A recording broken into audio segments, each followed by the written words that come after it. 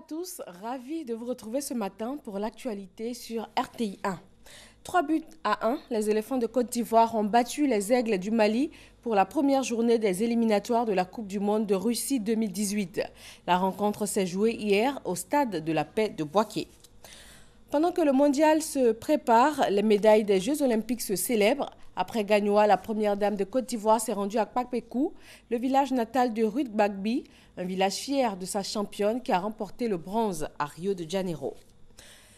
Ce 9 octobre, le monde célèbre la journée de la Poste, une journée instituée par l'Union postale universelle pour montrer l'importance des services postaux pour tout pays.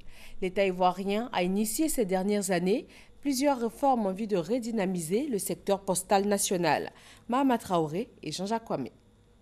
Aller au-delà des missions traditionnelles que sont la collecte, l'acheminement et la livraison des colis, paquets et courriers à l'aide de mécanismes innovants et surtout du numérique. Voici le défi majeur à relever par le secteur postal mondial pour s'adapter aux nouvelles exigences du consommateur. La problématique était au cœur du 27e congrès postal mondial qui s'est achevé ce samedi en Turquie. Et les résolutions de ces assises augurent d'un lendemain meilleur pour la Poste. À l'issue de ces assises, l'on retrouvera une Poste encore plus orientée vers les solutions numériques qui sont devenues incontournables, mais également une Poste de plus en plus active dans la promotion de l'inclusion financière, dans le rapprochement de l'administration avec les administrés, dans la fourniture de prestations de services utiles aux citoyens dans leur cadre de vie de tous les jours. L'État ivoirien ne se met pas en marge de ces mutations que le secteur postal doit connaître. Depuis octobre 2013, une nouvelle loi postale est en vigueur en remplacement de celle de 1976, loi qui consacre la libéralisation de ce secteur, autrefois monopole d'État. La société d'État, la Poste de Côte d'Ivoire, bénéficie également d'un plan de redressement. Grâce au soutien de son actionnaire, l'État de Côte d'Ivoire, la Poste de Côte d'Ivoire s'est engagée dans un vaste programme d'innovation et de lancement de nouveaux produits et services.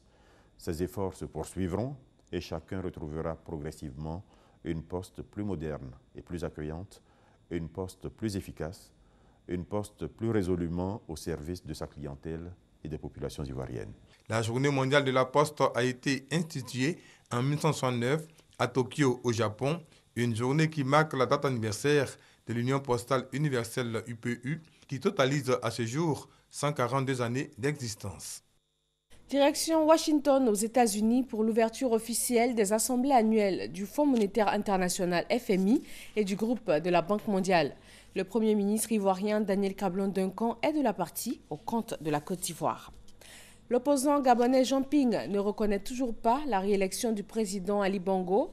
Alors que tous ses recours sont épuisés au Gabon, Jean Ping se tourne vers la diaspora en Europe et aux États-Unis. Il lui demande de coordonner et de discipliner son action à travers une structure qui sera baptisée Conseil gabonais de la résistance. Il promet également de saisir Amnesty International et d'autres organisations de défense des droits de l'homme pour des faits d'arrestation arbitraire, d'exaction ou encore d'assassinat. Des accusations démenties par le pouvoir qui lui a déjà saisi la CPI pour incitation à commettre un génocide et crime contre l'humanité. La chancelière allemande entame ce dimanche un voyage de 3 jours sur le continent africain. Angela Merkel se rend au Mali, au Niger et en Éthiopie avant de recevoir mercredi à Berlin le président du Tchad et le président du Nigeria. Cette semaine africaine est placée sous le signe de la lutte contre l'immigration clandestine. À quelques heures du second débat Clinton-Trump, le candidat républicain voit ses soutiens faire défection un à un depuis la révélation de propos machistes qu'il a tenus en 2005. Des déclarations tellement machistes et vulgaires qu'ils ont déclenché une tempête.